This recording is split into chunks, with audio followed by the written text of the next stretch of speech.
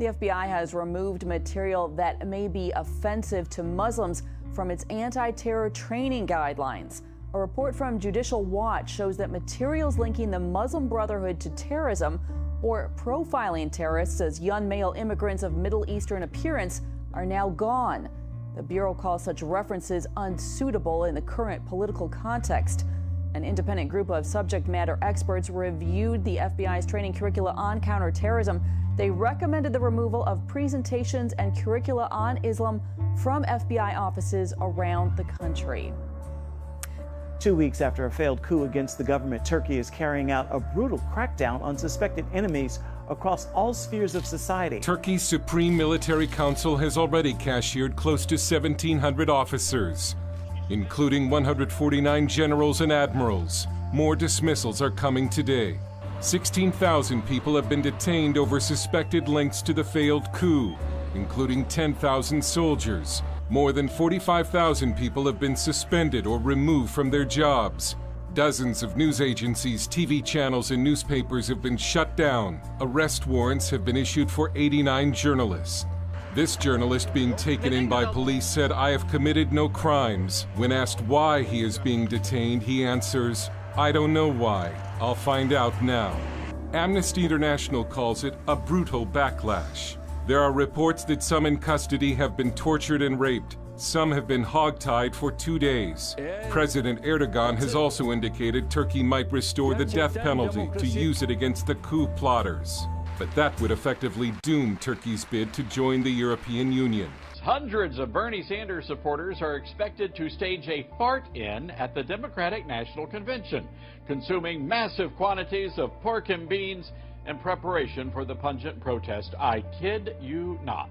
We have yet to ascertain why the liberals are passing gas, but the mass flatulence is expected to happen just moments before Hillary Clinton's acceptance speech.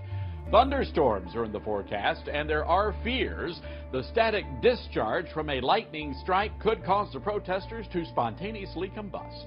Scientists have grave concerns that the sheer number of gassy liberals could blow a hole in the ozone from Philadelphia to Myrtle Beach, South Carolina. Residents in the projected path of the foul wind should begin immediate preparations. FEMA recommends acquiring gas masks and at least 2 cases of industrial-strength Febreze. And to those of you in the blast zone, Godspeed. Thanks to WikiLeaks, close to 20,000 emails from Democratic Party officials are now out and open to the public. These emails reveal that not only did Democratic Party officials favor Hillary Clinton over Bernie Sanders, they also show the extent to which party officials collude with the mainstream media.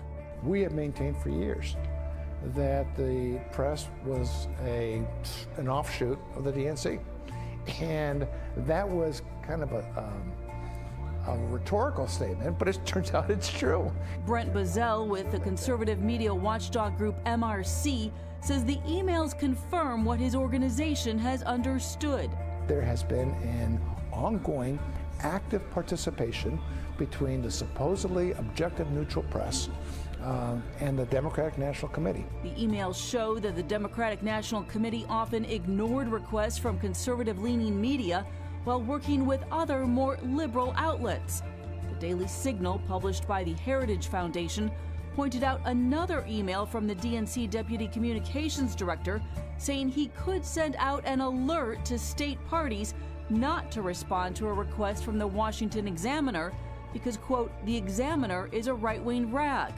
And the DNC didn't respond to a Fox News reporter who wanted a response on a Donald Trump statement on Bill Clinton's affairs.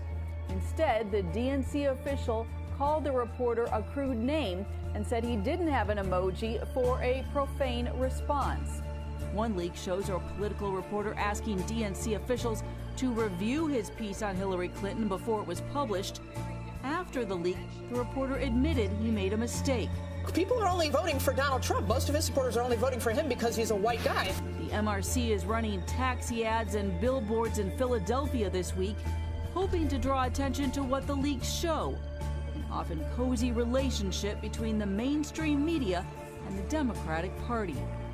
The final night of the DNC didn't disappoint. Well, that is if you enjoy watching a political travesty in full swing, more akin to a cult of veiled corruption than the remnants of the ragged Democratic Party. Honestly, one would have to assume the entire grand finale of the DNC was difficult for anyone with a shred of decency witness. Jettisoned from the lair of the mainstream media teleprompters, doling out 40% more airtime to the DNC over the RNC, a Bernie delegate was stripped of his credentials for holding an unauthorized sign that read, "Stop TPP." James O'Keefe, disguised as a Hillary supporter, was physically attacked by an angry mob, cordoned off behind fences erected all around the convention center, while merchandisers struggled to get a return for anything Hillary related. Even the weather wasn't cooperating with the monumental farce, as flash flood warnings were in effect. Back inside the DNC, Hillary's campaign manager labeled Hillary a tough sell, while white noise machines were brought in to drown out the inevitable booing that had plagued the entire event. Inevitably, lunacy prevailed. Self-proclaimed Illuminati witch Katy Perry groveled.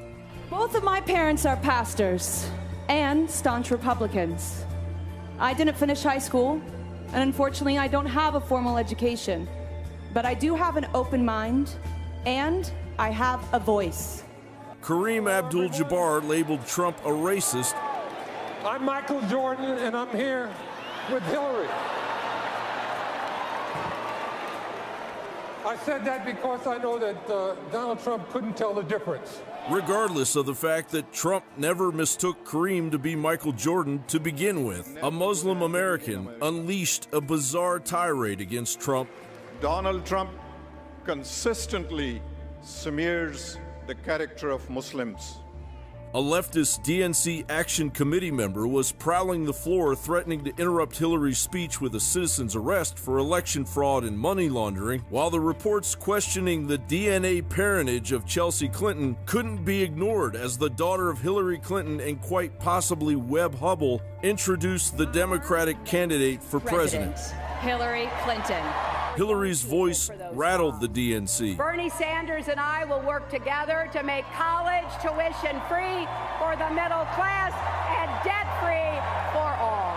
Wall Street, corporations, and the super rich are going to start paying their fair share of taxes. An evil, demeaning tone promising lies upon lies. Lies she had perfected when she and Bill raped Haiti in the guise of doling out humanitarian aid as their pay-to-play scheme grew in ferocity, or flip-flopped on her political base regarding the environmental aspects concerning the Keystone Pipeline to line her own pockets, or covered for a major arms transfer to ISIS, while U.S. Ambassador J. Christopher Stevens and U.S. Foreign Service Information Management Officer Sean Smith were brutally murdered. But in true Hillary fashion, she may very well enter the DNC on the heels of one botched investigation, only to be faced with the possibility of a brand new one as she enters the main event. WorldNet Daily reports, some say an IRS investigation into the Clinton Foundation is just desserts, given the evidence the couple, when in the White House, used the nation's most feared agency to target their political enemies and others who inconveniently crossed their paths in the 1990s. As the Daily Caller News Foundation reported Wednesday that IRS Commissioner John Koskinen referred congressional charges of Clinton Foundation pay-to-play activities to his tax agency's exempt operations office for investigation. The initiative is being led by Representative Marsha Blackburn, Republican of Tennessee, who sent a letter she signed with 63 other Republicans to the IRS, FBI, and Federal Trade Commission, charging the foundation is lawless. Now it's our turn. Hillary must